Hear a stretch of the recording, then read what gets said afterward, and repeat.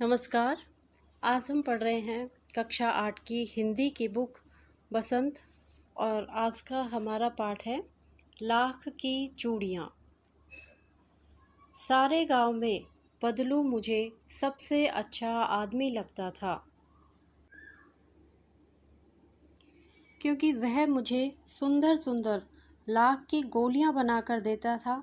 मुझे अपने मामा के गांव जाने का सबसे बड़ा चाव यही था कि जब मैं वहां से लौटता था तो मेरे पास ढेर सारी गोलियां होती, रंग बिरंगी गोलियां जो किसी भी बच्चे का मन मोह ले।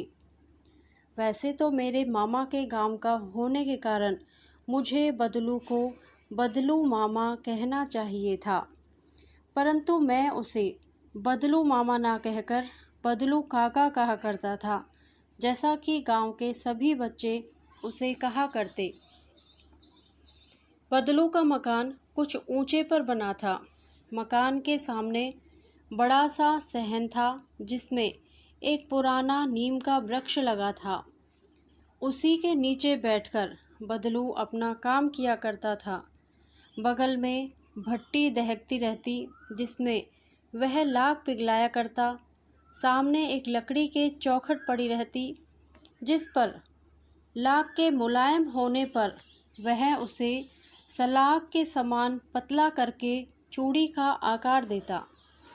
पास में 4-6 विभिन्न आकार के बेलन नुमा मुंगेरियां रखी रहती जो आगे से कुछ पतली और पीछे से मोटी होती। लाख की चूड़ी का आकार देकर वह उन्हें मुंगेरियों पर चढ़ाकर गोल और चिकना बनाता और तब एक एक कर पूरे हाथ की चूड़ियां बना चुकने के पश्चात वह उन पर रंग करता। बदलू यह कार्य सदा ही एक मचिए पर बैठकर किया करता था जो बहुत ही पुरानी थी। बगल में ही उसका हुक्का रखा रहता जिसे वह बीच बीच में पीता रहता। गांव में मेरा दोपहर का समय अधिकतर बदलू के पास बीतता। वह मुझे लला कहा करता और मेरे पहुँचते ही मेरे लिए तुरंत एक मछिया मंगा देता। मैं घंटों बैठे बैठे उसे इस प्रकार चूड़ियाँ बनाते देखता रहता। लगभग रोज ही वह 4-6 जोड़े चूड़ियाँ बनाता। पूरा जोड़ा बना लेने पर वह उसे बेलन पर चढ़ाकर कुछ क्षण चुपचाप देखता रहता, मानो वह बेलन न होकर किसी नववधू की कलाई हो। बदलू मनिहार था। चूड़ियाँ बनाना उसका पैतृक पेशा था और वास्तव में वह बहुत ही सुंदर चूड़ियाँ बनाता। उसकी बनाई हुई चूड़ियों की खपत भी बहुत थी। उस गांव में तो सभी स्त्रियां उसकी बनाई हुई चूड़ियाँ ही पहनती थी। आसपास के गांवों के लोग भी उससे चूड़ियाँ ले जाते थे, परंतु वह कभी भी चूड़ियों को पैसों से बेचता न था। उसका अभी तक वस्तु विनिमय का तरीका था और लोग अनाज के बदले उससे चूड़ियाँ ले जाते थे। बदलू स्वभाव से बहुत सीधा था। मैंने कभी उसे किसी से झगड़ते नहीं देखा। हाँ, शादी विवाह के अवसरों पर वह अवश्य जिद पकड़ जाता था। जीवन भर चाहे कोई उससे मुफ्त चूड़ियाँ ले जाए, परंतु विवाह के अवसर पर वह सारी कसर निकाल लेता। आखिर सुहाग के जोड़े का महत्व ही और होता है। मुझे याद है मेरे मामा के यहाँ किसी लड़की के विवाह पर जरा सी किसी बात पर बिगड़ गया था और फिर उसको मनाने में लोहे लग गए थे। विवाह में इसी जोड़े का मूल्य इतना बढ़ जाता था कि उसके लिए उसकी घरवाली को सारे वस्त्र मिलते, ढेरों अनाज मिलता, उसको अपने लिए पगड़ी मिलती और रुपए जो मिलते सो अलग। यदि संसार में बदलू को किसी बात से चिढ़ थी तो वह थी कांच की चूड़ियों से। यदि किसी भी स्त्री के हाथों में उसे कांच की चूड़ियाँ दिख जाती तो वह अंदर ही अंदर कुढ़ उठता और कभी कभी तो 2-4 बातें भी सुना देता। मुझसे तो वह घंटों बातें किया करता। कभी मेरी पढ़ाई के बारे में पूछता, कभी मेरे घर के बारे में और कभी यूं ही शहर के जीवन के बारे में। मैं उससे कहता कि शहर में सब कांच की चूड़ियां पहनते हैं, तो वह उत्तर देता, शहर की बात और है लला, वहाँ तो सभी कुछ होता है। वहाँ तो औरतें अपने मर्द का हाथ पकड़कर सड़कों पर घूमती भी हैं, और फिर उनकी कलाइयाँ नाजुक होती है ना, लाख की चूड़ियाँ पहने तो मोच ना आ जाए। कभी कभी बदलू मेरी अच्छी खासी खातिर भी करता। जिन दिनों उसकी गाय के दूध होता, वह सदा मेरे लिए मलाई बचा कर रखता, और आम की फसल में तो मैं रोज ही उसके यहाँ से 2-4 आम खा जाता। परंतु इन सब बातों के अतिरिक्त जिस कारण वह मुझे अच्छा लगता, वह यह था कि लगभग रोज ही वह मेरे लिए 1-2 गोलियां बना देता। मैं बहुधा हर गर्मी की छुट्टी में अपने मामा के यहाँ चला जाता और 1-आध महीने वहाँ रहकर स्कूल खुलने के समय तक वापस आ जाता। परंतु 2-3 बार ही मैं अपने मामा के यहाँ गया होऊंगा, तभी मेरे पिता की एक दूर के शहर में बदली हो गई और एक लंबी अवधि तक मैं अपने मामा के गांव न जा सका। तब लगभग 8-10 वर्षों के बाद जब मैं वहाँ गया, तो इतना बड़ा हो चुका था कि लाख की गोलियों में मेरी रुचि नहीं रह गई। अतः गांव में होते हुए भी कई दिनों तक मुझे बदलू का ध्यान न आया। इसी बीच मैंने देखा कि गांव में सभी स्त्रियां कांच की चूड़ियां पहने हुए हैं।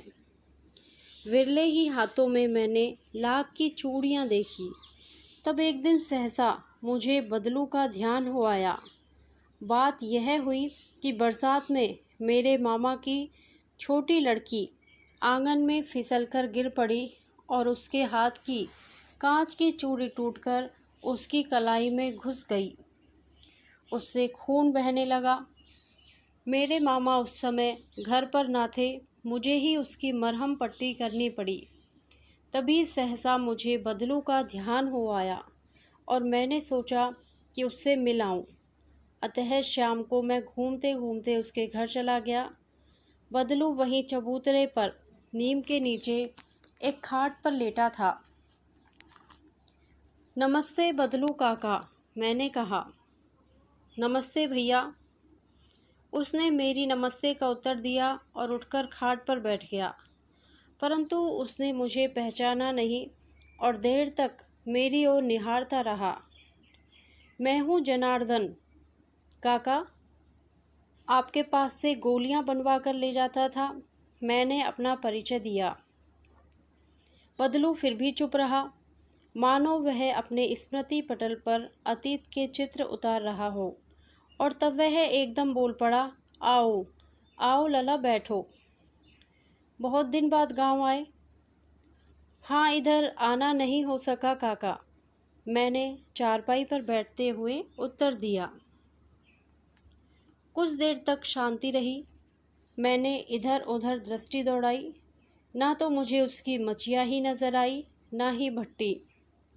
आजकल काम नहीं करते काका? मैंने पूछा। नहीं लला, काम तो कई साल से बंद है।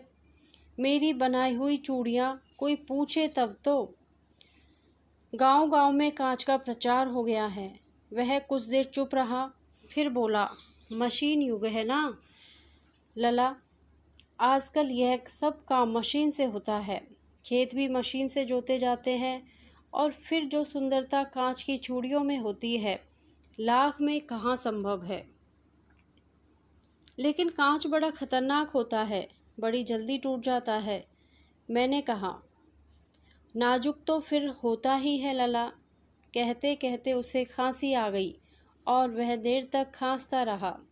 मुझे लगा उसे दमा है।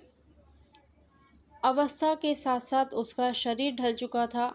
उसके हाथों पर और माथे पर नसें उभर आई थी। जाने कैसे उसने मेरी शंका भांप ली और बोला, दमा नहीं है मुझे, फसली खांसी है। यही 1-2 महीने से आ रही है।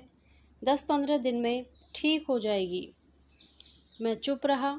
मुझे लगा उसके अंदर कोई बहुत बड़ी व्यथा छिपी है।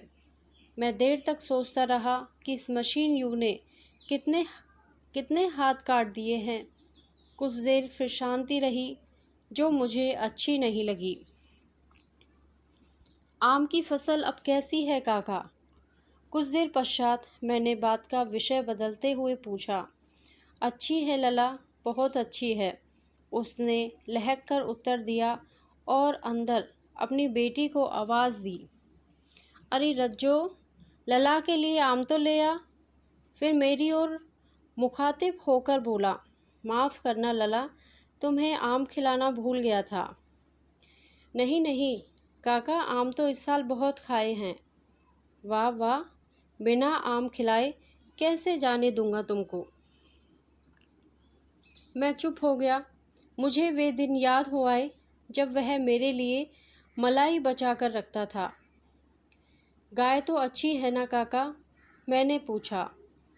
गाय कहाँ है लला? 2 साल हुए बेच दी, कहाँ से खिलाता। इतने में रज्जो, उसकी बेटी, अंदर से एक डलिया में ढेर से आम ले आई। यह तो बहुत है काका, इतने कहाँ खा पाऊँगा, मैंने कहा। वाह वाह, वह हंस पड़ा। शहरी ठहरे ना, मैं तुम्हारी उम्र का था तो इसके चौगुने आम एक बखत में खा जाता। आप लोगों की बात और है, मैंने उत्तर दिया। अच्छा, बेटी लला को 4-5 आम छाँट कर दो, सिंदूरी वाले देना। देखो लला कैसे हैं, इसी साल यह पेड़ तैयार हुआ है। रज्जो ने 4-5 आम अंजुली में लेकर मेरी ओर बढ़ा दिए। आम लेने के लिए मैंने हाथ बढ़ाया तो मेरी निगाह एक क्षण के लिए उसके हाथों पर ठिठक गई। गोरी गोरी कलाइयों पर लाख की चूड़ियाँ बहुत ही फव रही थी। बदलू ने मेरी दृष्टि देख ली और बोल पड़ा, यही आखिरी जोड़ा बनाया था जमींदार साहब की बेटी के विवाह पर। 10 आने पैसे मुझको दे रहे थे, मैंने जोड़ा नहीं दिया, कहा शहर से ले आओ। मैंने आम ले लिए और खाकर थोड़ी देर पश्चात चला आया। मुझे प्रसन्नता हुई कि बदलू ने हार कर भी हार नहीं मानी थी। उसका व्यक्तित्व कांच की चूड़ियों जैसा न था कि आसानी से टूट जाए। इस कहानी के लेखक हैं कामता नाथ। धन्यवाद। यदि आपको यह कहानी अच्छी लगी हो तो प्लीज़ मेरे वीडियो को लाइक करें, शेयर करें और मेरे चैनल को सब्सक्राइब करें। Thank you.